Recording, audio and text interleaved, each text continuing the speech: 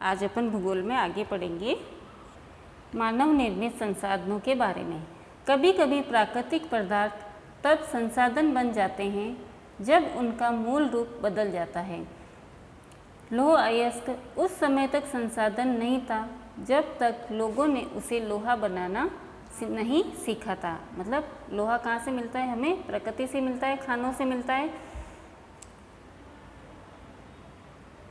तो वह संसाधन तब बनता है जब उसके मूल रूप में परिवर्तन कर दिया जाता है, नहीं तो वो पहले खाली एक लोहा टाइप में होता था। अब उस लोहे से जालियाँ हैं, कई तरह के लोहे के औजार बनाए जाते हैं। तो इस तरीके से लोग प्राकृतिक संसाधनों का उपयोग पुल, सड़क, मशीन और वाहन बनाने में करते हैं, जो मानव निर्मित संसाधन के नाम से जाने जाते हैं। अब प्रकृति से हमें लोहा तो मिल गया, लेकिन अब लोहे का करेंगे क्या, है ना? तो मानव ने क्या किया कि उससे कई तरह के पुल बनाए, सड़कों में यूज़ लिया, मशीनें बनाई, वाहन बनाए, औजार बनाए, और इस तरीके से उसने अपने उपयोग के लिए, अपनी आवश्यकता को पूरा करने के लिए लोहे का उपयोग किया, और वह एक संसाधन के नाम से जाना जाने लगा। प्रौद्योगिकी भी एक मानव निर्मित संसाधन है। जो भी टेक्नोलॉजी चली है वो भी एक मनुष्य के द्वारा बनाया गया संसाधन के रूप में है। इसीलिए हम जैसे लोग प्राकृतिक संसाधनों का उपयोग करके मानव निर्मित संसाधन बनाते हैं, और प्रकृति से जो भी संसाधन हमें प्राप्त हुए हैं हम उनका उपयोग करके हम मनुष्य ने नई नई तरीके की उससे चीज़ें बनाना शुरू कर दिया है। अब मानव संसाधन, लोग और अधिक संसाधन बनाने के लिए प्रकृति का सबसे अच्छा उपयोग तभी कर सकते हैं जब उनके पास ऐसा करने का ज्ञान, कौशल तथा प्रौद्योगिकी उपलब्ध है। अब प्रकृति ने हमें जो भी संसाधन दिए हैं उपहार के रूप में, और हम उनका उपयोग करते हैं, लेकिन हम उनका उपयोग करेंगे, कैसे करेंगे? हम तभी कर सकते हैं ना जब हमें उसके बारे में ज्ञान प्राप्त हो, हम उसके बारे में हमें जानकारी प्राप्त हो, हमारे में ऐसी योग्यता होनी चाहिए, है ना? तो जब तक हम उन संसाधनों के बारे में हमें जानकारी प्राप्त नहीं होगी, हमें उसका उपयोग करना नहीं आएगा, तब तक हम उसका कुछ नहीं कर सकते। तो इसके लिए हम उसका उपयोग सही ढंग से तभी कर सकते हैं जब हमें उसके बारे में ज्ञान हो, हम ट्रेनिंग लिए हुए हों, कौशल प्राप्त हो हमें उसके बारे में, और पूरी प्रौद्योगिकी का हमें ज्ञान हो। इसीलिए मनुष्य एक विशिष्ट प्रकार का संसाधन है, अतः लोग मानव संसाधन है। शिक्षा और स्वास्थ्य लोगों को बहुमूल्य संसाधन बनाने में मदद करते हैं, और हम इन संसाधनों का उपयोग तभी कर सकते हैं जब हम पढ़े लिखे होंगे, स्वस्थ होंगे, तो वे ही लोग, और उसके बारे में जानकारी प्राप्त होगी, योग्यता होगी, तभी हम प्राकृतिक संसाधनों का अच्छे से उपयोग कर सकते हैं।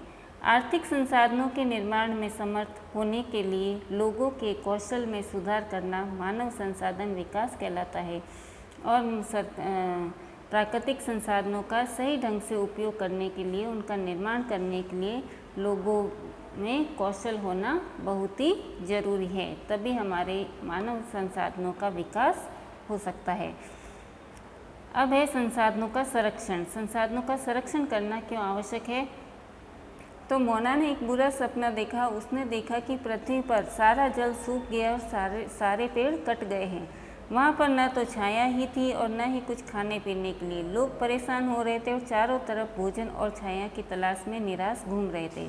उसने अपनी माँ को सपने के बारे में बताया। उसने पूछा, अम्मा क्या यह सच हो सकता है?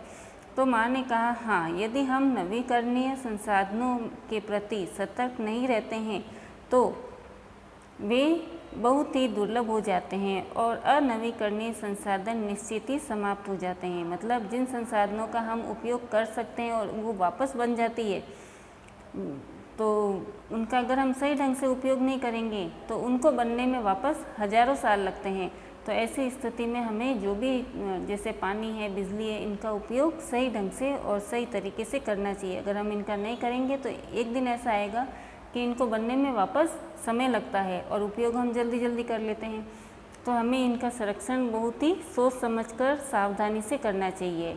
और अनवीकरणीय संसाधन जिनका हम एक बार उपयोग कर लेते हैं तो फिर वो बाद में वापस नहीं बनती है, उसे बनने में काफ़ी समय लगता है, हज़ारों साल लग जाते हैं।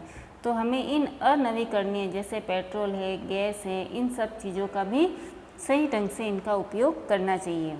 तो राजू ने पूछा कि हम इसके लिए क्या कर सकते हैं। बहुत कुछ, अम्मा ने उत्तर दिया, आप अपने दोस्तों के साथ अब संसाधनों का सतर्कतापूर्वक उपयोग करना और उन्हें नवीकरण के लिए समय देना संसाधन संरक्षण कहलाता है। मतलब चीज़ों को वापस बनने के लिए उन्हें समय देना संसाधन संरक्षण कहलाता है। संसाधनों का उपयोग करने की आवश्यकता और भविष्य के लिए उनके संरक्षण में संतुलन बनाए रखना सतत पोषी विकास कहलाता है।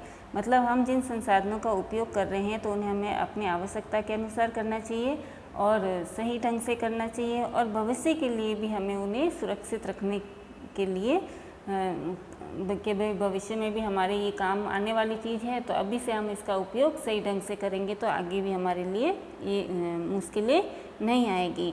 तो उसे हम कहते हैं सतत पोषणीय विकास।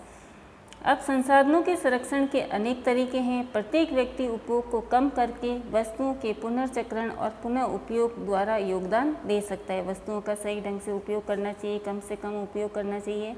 अंततः यह एक विभिन्नता बनाता है क्योंकि सभी जीवन एक दूसरे से जुड़े हुए हैं। उस शाम बच्चों और उनके मित्रों ने पुराने समाचार पत्रों, व्यर्थ वस्त्रों और बांस की डंडियों से लिफाफे और खरीदारी के लिए थैले बनाए। मोना ने कहा, हम इन वस्तुओं में से कुछ उन परिवारों को देंगे जिन्हें हम जानते हैं। मुस्तफ़ा ने कहा, अपने संसाधनों को बचाना है और पृथ्वी को सजीव रखना है, यह एक बहुत ही अच्छा कार्य है। जेप्सी ने कहा, मैं बहुत ही सतर्क रहूंगी कि कागज़ व्यर्थ न हो। उससे स्पष्ट है कि कागज़ बनाने के लिए बहुत से पेड़ों को काटा जाता है ना, पेड़ों को काटा जाता है, लेकिन अब वापस पेड़ उगकर जितना बड़ा होगा तब तक बहुत लंबा समय लगता है। तो हमें कागज़ का सही से उपयोग करना चाहिए ताकि भविष्य में इसके लिए हमें परेशान न होना पड़े। मैं ध्यान रखूंगा कि मेरे घर में विद्युत व्यर्थ न हो। मुस्तफ़ा ने ज़ोर से कहा, विद्युत जल और कोयले से मिलती है। मैं विश्वास दिलाती हूँ कि घर में जल बेकार नहीं होगा। जल की एक एक बूंद मूल्यवान है। आशा ने कहा। बच्चों ने कहा, हम सब मिलकर अंतर ला सकते हैं। अगर हम इन चीज़ों का सही ढंग से उपयोग करेंगे तो हम इसमें बहुत अच्छा कर सकते हैं, इनको बहुत ज़्यादा सुरक्षित कर सकते हैं। हमारी पृथ्वी और इस पर निवास करने वाले लोगों का भविष्य पेड़ पौधों और परितंत्र की सुरक्षा और संरक्षण से जुड़ा हुआ है। अब यह सुनिश्चित करना हमारा कर्तव्य हो जाता है कि सभी नवीकरणीय संसाधनों के उपयोग सतत पोषणीय है। मतलब जो भी नवीकरणीय संसाधन है हमें उनका उपयोग सही ढंग से करना है। पृथ्वी पर जीवन को विविधता संरक्षित की जाए, प्राकृतिक पर्यावरण तंत्र की हानि को कम से कम किया जाए। अब सतत पोषणीय विकास के कुछ सिद्धांत हैं। जीवन के सभी रूपों का आदर और देखभाल करनी चाहिए।